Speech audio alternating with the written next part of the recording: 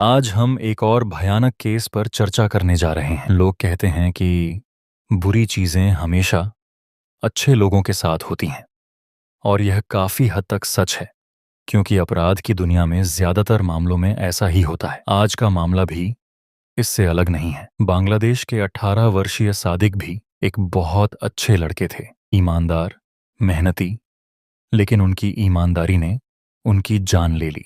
सादिक का पूरा नाम शिबली सादिक हिरदोय था, और वह केवल 18 साल के थे। उनका जन्म बांग्लादेश के चारोग्राम शहर में हुआ था, जो दुनिया के सबसे पुराने बंदरगाहों में से एक है और सदियों से एक सक्रिय प्राकृतिक बंदरगाह रहा है। सादिक एक बेहद गरीब परिवार से थे।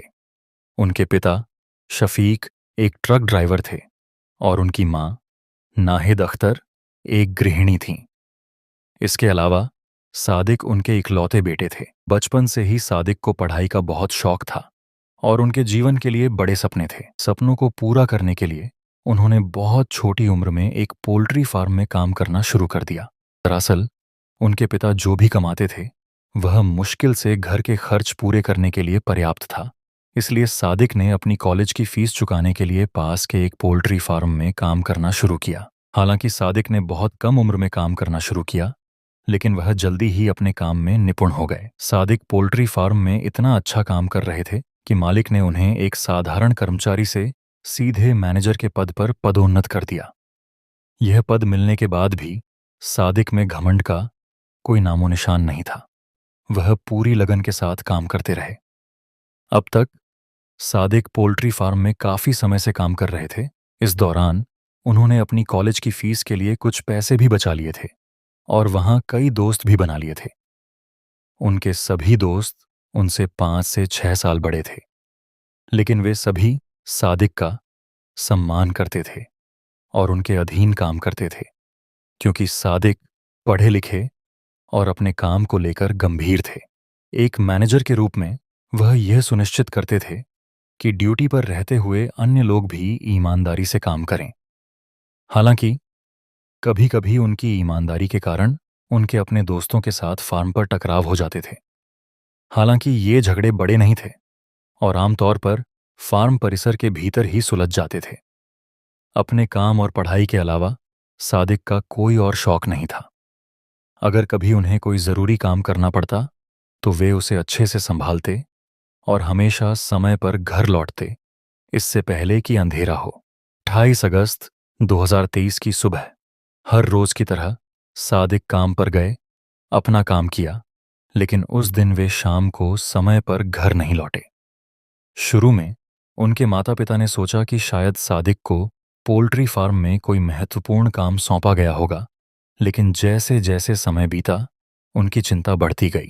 रात 11:30 बजे से 12 बजे के बीच सादिक के माता पिता ने उन्हें 2-3 बार कॉल किया, लेकिन सादिक ने उनकी किसी भी कॉल का जवाब नहीं दिया, जो पहले कभी नहीं हुआ था। हालांकि सादिक के कॉल न उठाने के बावजूद उनके माता पिता सकारात्मक सोच रहे थे। पूरी रात इंतजार करते हुए गुजर गई, लेकिन सादिक अब भी घर नहीं लौटे थे। अगली सुबह सादिक के माता पिता ने फिर से अपने बेटे को कॉल करने की कोशिश की, लेकिन इस बार भी सादिक ने फोन नहीं उठाया। इसके अलावा उन्होंने पोल्ट्री फार्म के मालिक को भी कॉल किया, लेकिन उनका फोन भी बंद था। अब सादिक के माता पिता ने अपने घर के आसपास खोजबीन शुरू की और पोल्ट्री फार्म के पास के लोगों से भी अपने बेटे के बारे में पूछा, लेकिन किसी को भी सादिक के बारे में कोई जानकारी नहीं थी।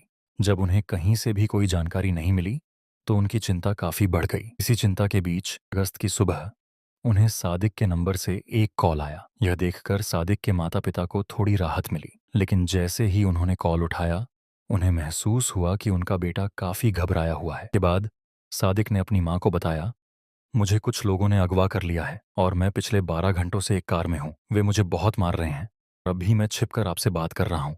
सादिक ये कह ही रहे थे कि अचानक से उनका कॉल कट गया। अब सादिक के माता पिता को यकीन हो गया कि उनका बेटा अगवा कर लिया गया है और वह बहुत मुसीबत में है। इसके बाद किडनैपर ने खुद सादिक का फोन काट दिया। चूंकि सादिक अपने परिवार का इकलौता बेटा था, उनके माता पिता बेहद चिंतित हो गए। इसी तनाव की वजह से सादिक की मां नाहिद अख्तर अपने बेटे को बार बार कॉल करने लगीं, लेकिन अब कॉल के दूसरी तरफ से कोई कॉल काट रहा था। इसके बाद वह पुलिस में शिकायत दर्ज कराने ही जा रही थी कि उसी नंबर से एक और कॉल आया। फोन पर सादिक नहीं, बल्कि कोई अजनबी बोल रहा था। दूसरी तरफ से लड़के ने कहा, तुम्हारा बेटा सादिक हमारे कब्जे में है। अगर उसकी सलामती चाहती हो तो दोबारा कॉल मत करना। इसके बाद किडनैपर ने कहा, अगर तुम अपने बेटे को जिंदा वापस पाना चाहते हो तो जल्दी से 15 लाख टका बांग्लादेश की मुद्रा है का इंतजाम करो। इसे कहाँ और कब देने हैं, इसकी जानकारी अगली कॉल में दी जाएगी। जैसा कि मैंने पहले बताया, सादिक का परिवार बहुत गरीब था। उनके पास तो 1 लाख टका भी नहीं थे, लेकिन क्योंकि यह उनके इकलौते बेटे की जिंदगी का सवाल था, उन्होंने पैसे जुटाना शुरू कर दिया। अगले 3 दिनों तक उन्होंने अपनी पूरी ताकत लगाकर पैसे इकट्ठा करने की कोशिश की। उन्होंने अपने रिश्तेदारों और पड़ोसियों से पैसे मांगे, लेकिन 28 अगस्त से 31 अगस्त तक ये 3 दिनों में 15 लाख तो दूर 2 लाख टका भी इकट्ठा नहीं कर सके। 30 अगस्त 2023 को किडनैपर्स ने सादिक के माता पिता को फिर से कॉल किया और पैसे की मांग की, लेकिन इस बार सादिक के माता पिता ने सीधे किडनैपर्स से कहा कि वे इतनी बड़ी रकम नहीं जुटा पाए। सादिक के माता पिता की बात सुनकर किडनैपर्स ने भी उनके साथ समझौता किया और कहा, जल्दी से 2 लाख टका लाओ, तब हम सादिक को छोड़ देंगे। हालांकि किडनैपर्स आमतौर पर ऐसा नहीं करते, लेकिन इस स्थिति को देखकर ऐसा लग रहा था कि किडनैपर्स पहले से ही सादिक के परिवार की आर्थिक हालत के बारे में जानते थे। किडनैपर्स ने फिरौती की रकम 2 लाख टका तक घटा दी थी। फिर भी सादिक के माता पिता ने किडनैपर्स से कहा कि 2 लाख टका भी उनके परिवार के लिए बहुत ज्यादा है। कि जवाब में किडनैपर्स ने कहा, ठीक है, लेकिन अगर तुम पूरी रकम नहीं दोगे तो हम सादिक को मार देंगे।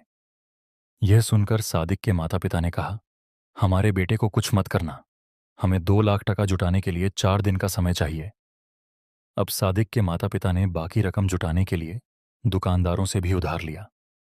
कुछ लोगों ने उनकी मजबूरी को समझा और उन्हें पैसे दिए, लेकिन कुछ नहीं दे सके। हालांकि हर जगह भटकने के बाद वे 3 दिनों में 2 लाख बांग्लादेशी टका जुटाने में कामयाब हो गए। अब वे केवल किडनैपर्स के कॉल का इंतजार कर रहे थे। 4 सितंबर की दोपहर किडनैपर्स ने कॉल किया और सादिक के पिता को बांदरबन जिला मुख्यालय के पास पैसे लेकर आने को कहा।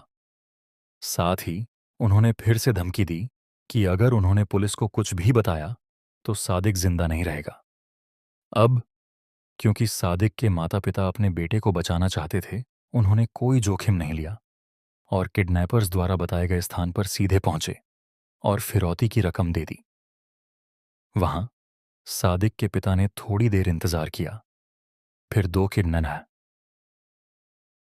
किडनैपर्स आए। उनके चेहरे ढके हुए थे, केवल उनकी आंखें दिख रही थीं। उन्होंने सादिक के पिता से ज्यादा बात नहीं की और सिर्फ पैसे ले लिए। हालांकि जब किडनैपर्स जाने लगे तो उन्होंने सादिक के पिता को यह आश्वासन दिया कि उनका बेटा उनसे पहले घर पहुंच जाएगा। यह सुनकर सादिक के पिता को बहुत राहत मिली और वे जल्दी जल्दी घर लौट आए। लेकिन घर पहुंचने पर उन्होंने पाया कि सादिक अभी तक नहीं आया था। उन्होंने अपनी पत्नी से सादिक के बारे में पूछा। यह सुनकर नाहिदा घबरा गईं। इसके बाद सादिक के पिता ने अपनी पत्नी को पूरी बात बताई।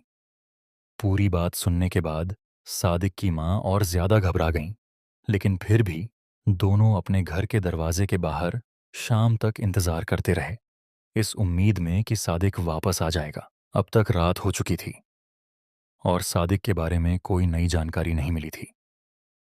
इसी तरह यह रात भी बीत गई और अब तक सादिक के माता पिता ने सारी उम्मीदें खो दी थीं। उनका हाल इतना खराब हो गया था कि वे रोने लगे थे।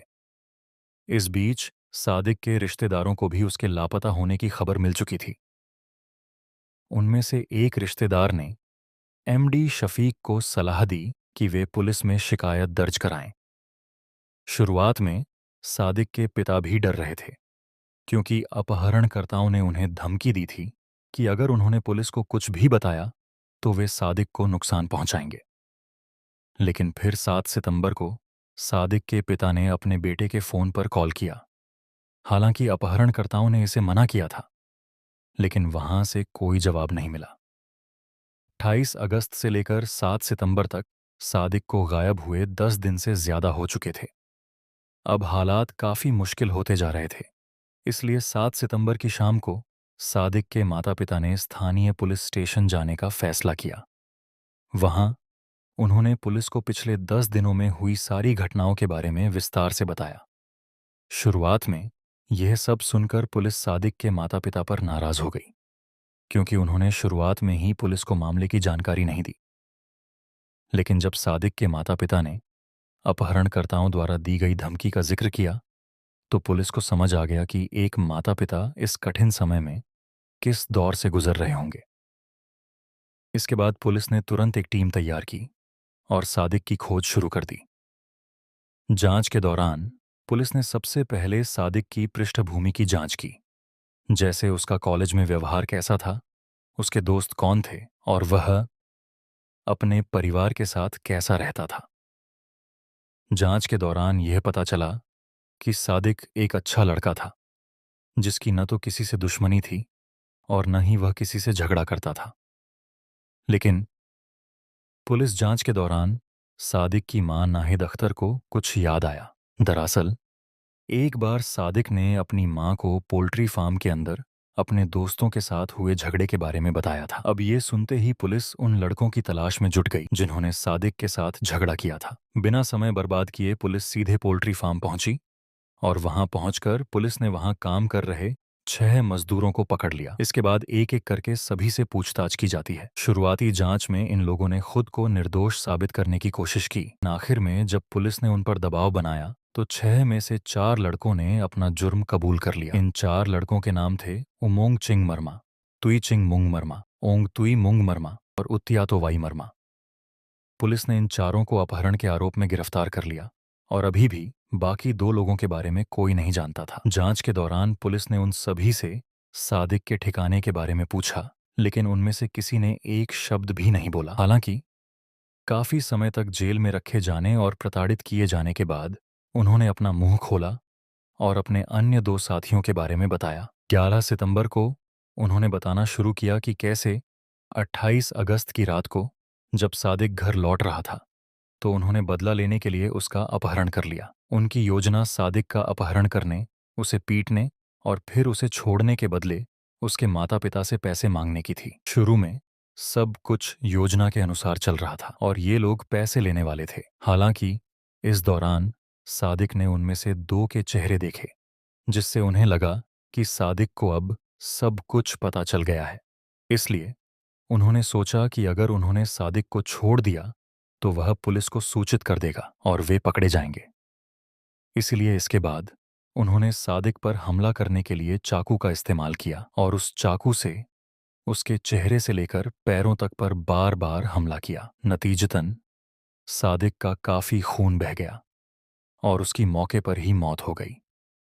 अब तक पुलिस और सादिक के परिवार को पता चल चुका था कि सादिक अब जीवित नहीं है।